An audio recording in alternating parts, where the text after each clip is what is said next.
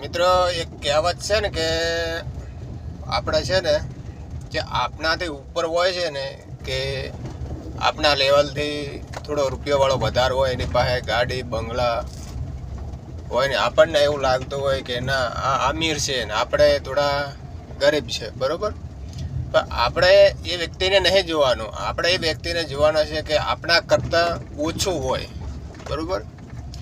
કે એની પાસે ગાડી ના હોય, મોટરસાઇકલ ના હોય, એનું જીવન જોવાનું ને આપણું જોવાનું, બરાબર.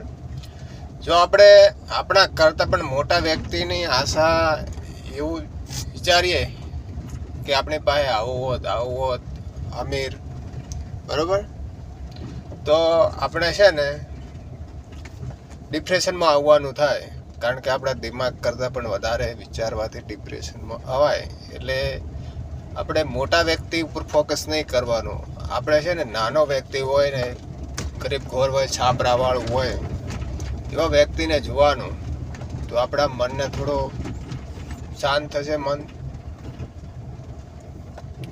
હા, પણ જિંદગીમાં આગળ વધવા માટે આપણે કોઈ એવા વ્યક્તિ સાથે બેસવું, એવા વ્યક્તિ સાથે ફરવું જેને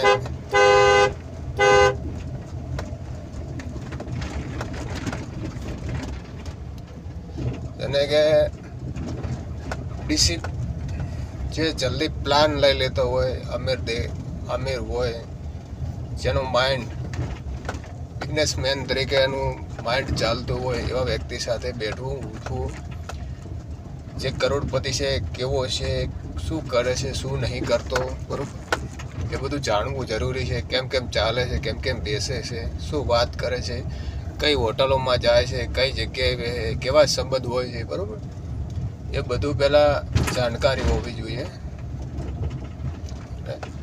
બીજી વાત બીજો વિડીયોમાં તમને સમજાવીશ અમીર બનવા માટે.